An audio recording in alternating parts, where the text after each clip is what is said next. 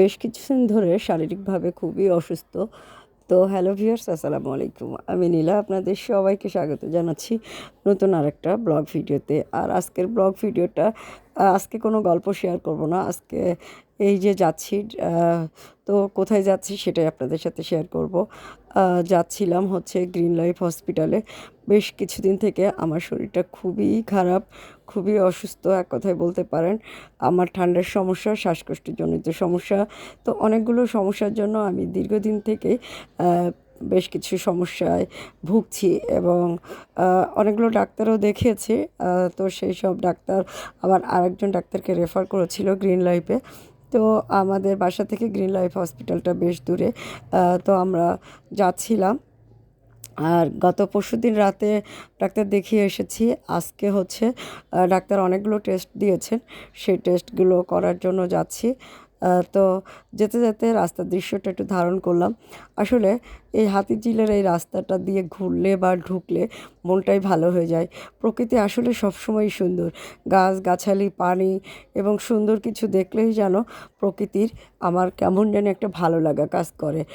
তো আপনারা আমার গলা শুনেই বুঝতে পারেন, অনেকে হয়তো ভোকালটাই চেঞ্জ হয়ে গেছে অনেক দিন থেকেই। কথা বলতে পারি না, খুবই কষ্ট হয় এবং কাশি হয়। তো যার জন্যই যাচ্ছি। কিন্তু আসলে আমার এই ধরনের প্রাকৃতিক দৃশ্য আমার কাছে খুবই ভালো লাগে। আপনাদের কাছে কেমন লাগে কমেন্ট করে জানাবেন। আর দেখেন কি সুন্দর না প্রকৃতি, আসলেই একটা অন্যরকম জিনিস। তো যাই হোক, এই যে যান্ত্রিক শহরে গ্রিন লাইফ হসপিটালে চলে আসলাম। তো অনেকগুলো টেস্ট করাবে, ফুসফুসের টেস্ট ছিল, সিটি স্ক্যান ছিল।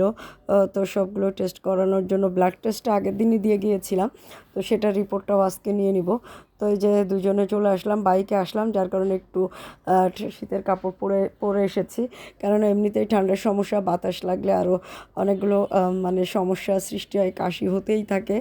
আহ, তো গ্রিন লাইফ হসপিটালে চলে আসলাম। গ্রিন লাইফের হসপিটাল বেশ বড়, কিন্তু পরিবেশটা কেমন যেন একটু বেশি ঘুজুমুজু লাগলো আমার কাছে।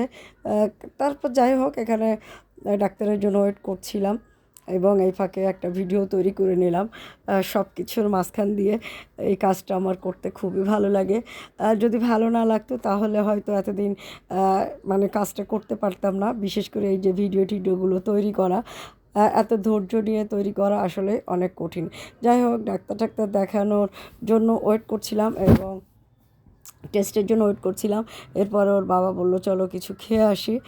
তো বাইরে চলে আসলাম। ওর বাবা সিঙ্গাড়া, সমোসা এগুলো খেলো, আমিও খেয়েছিলাম, একটা সিঙ্গাড়া খেয়েছিলাম। তারপরে খেয়ে দিয়ে আবারও বাসায় চলে আসলাম। বাসায় এসে এখন আবার একটু কাজকাম করব। কাজটা আমি মিস করি না, যত কষ্টই হোক কাজটা করার চেষ্টা করি। তো এই যে এখন আবার রেডি হয়ে একটু রান্নাবান্নাও করেছিলাম আবার, তারপরে আবার রেডি হয়ে একটু লাইভও করেছি। তো সব কিছু মিলিয়ে এই আছি। আপনারা সবাই আমার জন্য প্রে করবেন আর যেন তাড়াতাড়ি সুস্থ হতে পারি। আর এরকম সুন্দর সুন্দর শাড়ি কিন্তু আপনারা পেয়ে যাবেন অদ্রি ফ্যাশন অ্যান্ড লাইফস্টাইলের পেজ বা নীলা হাফিজার পেজে। আপনারা শাড়িগুলো ভালো লাগলে স্ক্রিনশট নিয়ে আমাদের পেজ ইনবক্স করবেন। আর আমার ভিডিওগুলো কেমন লাগে কমেন্ট করে জানাবেন। ভিডিওগুলো যদি একটু বেশি ভালো লাগে অবশ্যই লাভ রিয়াক্ট দিবেন, যদি ভালো না লাগে স্কিপ করে যেতে পারেন। তো আজকে কথা বলতে সত্যিই অনেক কষ্ট হচ্ছে, তারপরেও কি আর করা। তো আপনারা সবাই আমার জন্য প্রে করবেন সবাই। আর সুন্দর সুন্দর শাড়ি কিন্তু পরে ঘুরতে যাবেন পরিবারের সাথে, বা নিজের জন্য পরবেন, সন্তানের জন্য পরবেন, স্বামীর জন্য পরবেন, যার যেটাকে ভালো লাগে।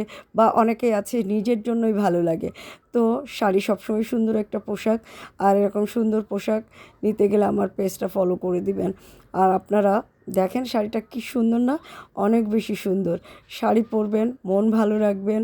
এখন সবারই কম বেশি একটু ঠান্ডার সমস্যা লাগছে, যাদের ঠান্ডা একটু বেশি তাদের তো আর বলে লাভ নেই। সবাই একটু সাবধানে থাকবেন আর ভালো থাকবেন, সুস্থ থাকবেন, আমার পেজের সাথে থাকবেন। আর আজকে পর্যন্ত আল্লাহ হাফেজ, আসসালামু আলাইকুম।